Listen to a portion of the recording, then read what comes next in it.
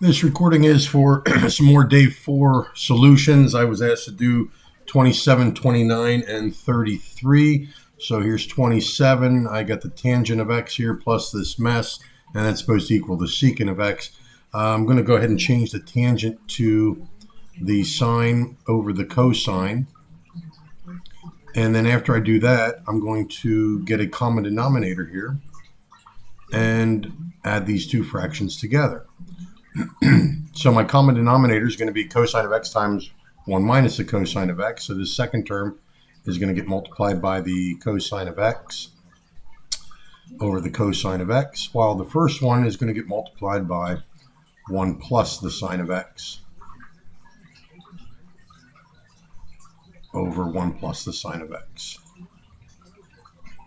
All right, so distributing here, I'm going to get the sine of x plus the sine squared of x.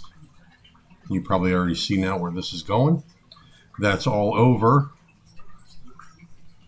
the LCD plus cosine squared of x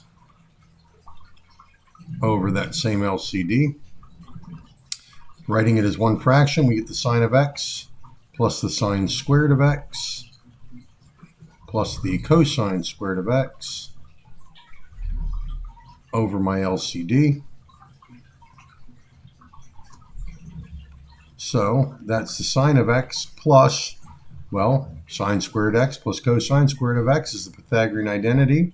That's plus 1 all over the LCD of the cosine of x times 1 plus the sine of x, but isn't that the same as the sine of x plus 1?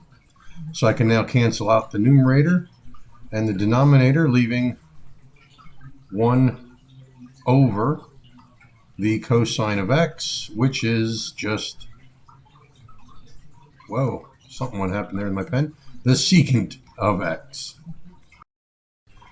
Next up is 29, a very frustrating problem. I'm sure you've tried all kinds of things with it, hopefully.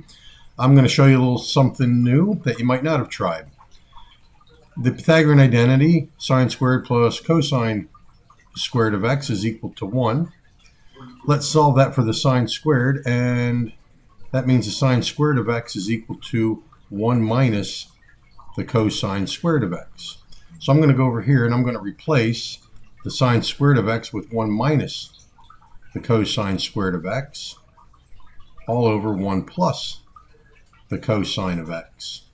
Now the numerator, 1 minus the cosine squared, that's actually the difference of squares. It's going to factor into 1 plus the cosine of x times 1 minus the cosine of x, and that's going to cancel out that 1 plus the cosine of x in the denominator. So this 1 plus cosine, that's gone. So we have 1 minus the quantity 1 minus the cosine of x. Let's distribute that negative over, and we end up with just the cosine of x. Okay, the last one's 33. Again, another frustrating problem, and you'll probably get more frustrated once you see what I'm going to do. I wrote the two Pythagorean identities over here. I caught a cosecant and I tan for a second because I have the secant squared and the cosecant squared, so I'm going to replace them. If I can quit moving the screen, I'm going to replace the secant squared with 1 plus the tangent squared of x, and I'm going to replace the cosecant with 1 plus the cotangent squared of x. And now I'm going to FOIL. So that's my first terms, my inner terms, my outer terms, and my last terms is going to be the tangent squared of x times the cotangent squared of x.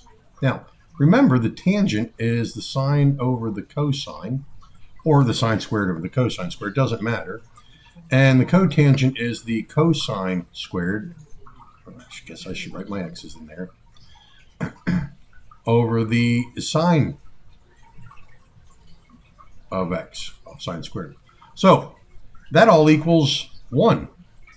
So basically what I have here is 1 plus the tangent squared of x, and 1 plus the cotangent squared of x. And go back to your identities here. 1 plus the cotangent, 1 plus the tangent is equal to the secant squared of x plus the cosecant squared of x. And that would be doing it. Again, any other questions you have, please do not hesitate to put those on Google Classroom. I'll do my best to get them out to you. And thank you again for all your effort and for this. This is not easy stuff. Early next week, we'll probably take a day or two break from identities, maybe just a day. But we're going to learn those new the sum and difference of the angle identity. So please get those in your notes and have those easy to use. You don't want to be looking at your notes. You want to memorize them. You need to memorize them.